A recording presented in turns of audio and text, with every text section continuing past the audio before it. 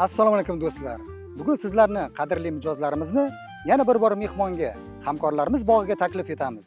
Qibray tumanidagi 115 gektar maydonimizda eng lazzatli mevalarni, ya'ni 10 xil navli olma, 8 xil navli nok va 4 xil turli olxo'ri yetishtiramiz. Ammo bugun diqqat markazimizda bizning shirin va lazzatli gilosimiz bo'ladi. Bog'imizda gilosning bahorgi navlari pishyapti.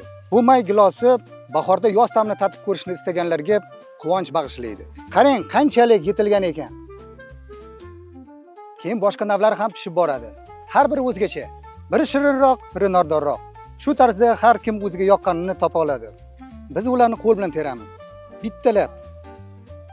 Shoshilmay, asta-sekinlik bilan ezilmasligi va yangi uzilgan holatini saqlash uchun.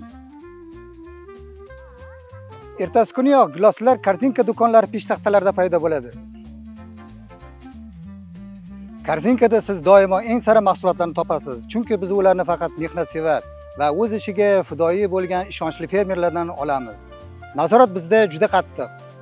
Har bir meva xuddi o'z tomorqangizdagi kabi yangi uzilgan va mazali bo'lishini ta'minlaymiz. Sevimli ta'mingizni sog'ingan bo'lsangiz, bahorgi may gilosi korzinka do'konlarida sizni kutmoqda. Yangi uzilgan gilosdan olish uchun korzinkaga marhamat. Giloslarimiz korzinkada, har bir donasida yorqin ta'm.